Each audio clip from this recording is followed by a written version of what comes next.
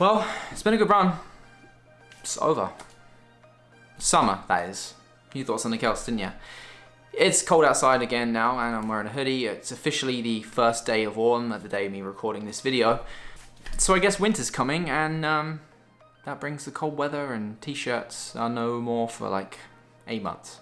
Anyway, I didn't shoot a video this week. I am very busy. I am severely backlogged with weddings. We are getting towards the tail end of the wedding season. Still a few more left for the remainder of the year.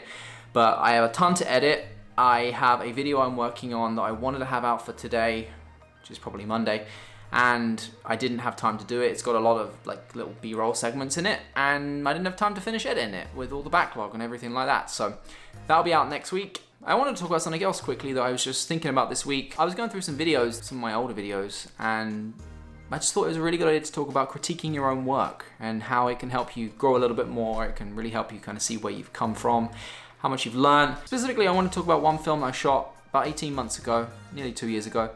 And at the time of me editing it and clicking post and it going live and people being able to view it, most of you probably haven't viewed it. It was before I started doing YouTube a little bit more seriously. At the time I posted it, I really did think it was probably the best thing I've ever done in terms of video. So when I watched the video this week, I really didn't think it was anything special.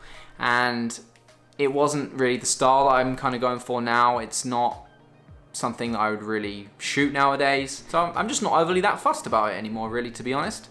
So it's not one of my favorite pieces of work anymore. Looking back now, there's a ton I would change. At the time, it was a culmination of a lot of things that I was watching, a lot of other channels that I took inspiration from, and I specifically shot the video and edited the video in that style. It's kind of that quick-paced travel video style that everyone still does now, and it's completely overdone, and there was those zoom transitions and that kind of stuff. I'll show it to you in a bit in case you haven't already seen it.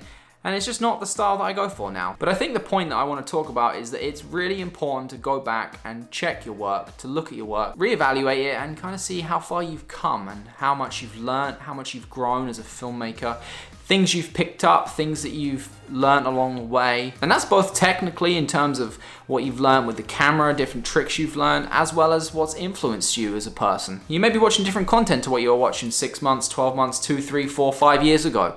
And that transpires into what you film, what you edit, and what you shoot. So don't be scared to do that now and then. It really is quite refreshing.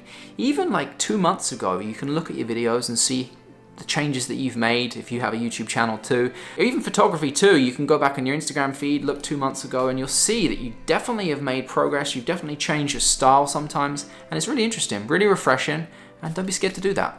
Damn it. Anyways, this is the film that I was talking about. It's not bad by any means, but it's just not what I'm into now. It's not my style, it's not what I'm going for. Let me know down below what you think about it. I'll respond to all comments.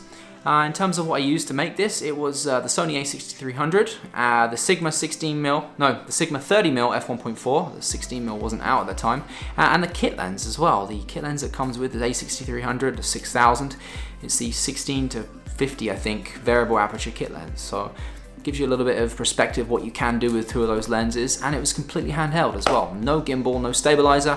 There are some shots that I used warp stabilizer in post, so you can kind of see that. Again, shows you how far you've come in terms of editing and even being able to hold the camera. So let me know what you think down below, and I'll see you next week for a regular video, which should be a really good one.